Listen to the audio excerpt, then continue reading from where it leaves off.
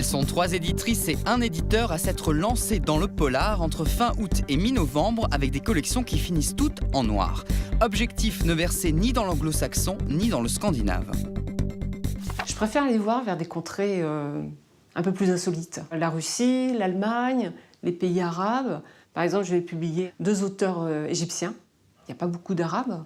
En plus, par les temps qui courent, ça nous intéresse, je pense, de connaître, d'essayer de comprendre un peu mieux ce qui se passe dans cette partie du monde. Dans les 3 premiers polars que nous avons publiés, on se promène déjà de Londres à Shanghai, en passant par l'Inde. Dans nos prochains polars, on ira en Thaïlande, on ira dans l'île de Gotland.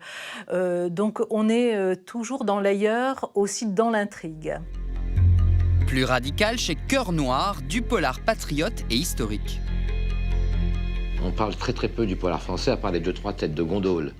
Bon, alors qu'il y a un tas d'écrivains tout à fait intéressants dans le domaine, disons, du roman policier ou du roman d'aventure, ou disons du roman populaire, si vous préférez, et que ces gens-là, même s'ils vendent un peu, on en parle beaucoup moins.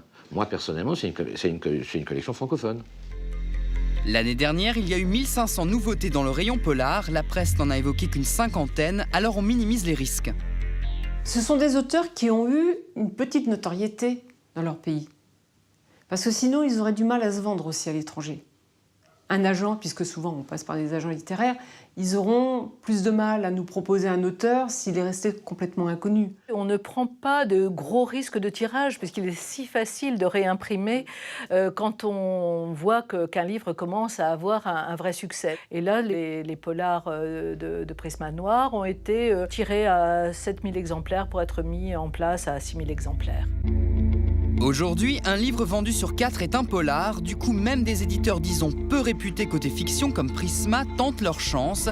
Leur principale arme, des moyens de communication massives comme des bandes annonces postées sur le net et une couverture presse dans des titres très vendeurs, des magazines qui appartiennent au passage au même groupe.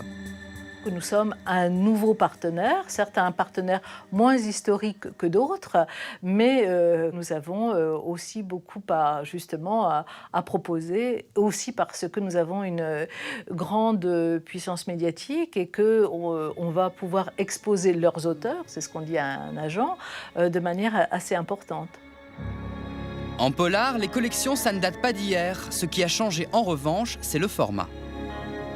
Dans les années 80, Fleuve Noir, la série Noire, Le Masque avaient énormément de collections de poche, ce qu'on appelait les romans de gare en quelque sorte. Ces collections-là ont peu à peu disparu au profit de grands formats, donc de livres plus chers, donc de livres plus rares. Et puis il y a une logique tout à fait commerciale, c'est-à-dire qu'on a l'impression aujourd'hui qu'en créant une collection policière, on va gagner beaucoup d'argent, on va attirer de nouveaux lecteurs. Dans la série collection de romans noirs récentes grand format qui ont cassé la baraque, on pense à Actes Noir et sa trilogie Millennium avec près de 3 millions d'exemplaires vendus en France. Le succès de Millennium a été quand même un signal pour beaucoup d'éditeurs. Ce ne sont pas des polars très faciles à lire. Ils ont été lus par des millions de lecteurs, alors qu'il y a un contexte géopolitique qui est très loin de nous. La qualité, l'exigence et l'ambition, ce n'est pas forcément antinomique du succès. Donc moi j'espère qu'on aura de grands succès comme ça en Cosmopolite Noir. Reste la question du jour, mais pourquoi le polar marche autant? Il y a bien sûr toute une littérature facile, efficace, divertissante, comme on dit, des héros récurrents, un côté exotique, mais pas que. Le polar, c'est aussi et surtout une manière de raconter la société, d'en explorer ses failles. Et puis accessoirement, c'est un genre qui revendique la fiction.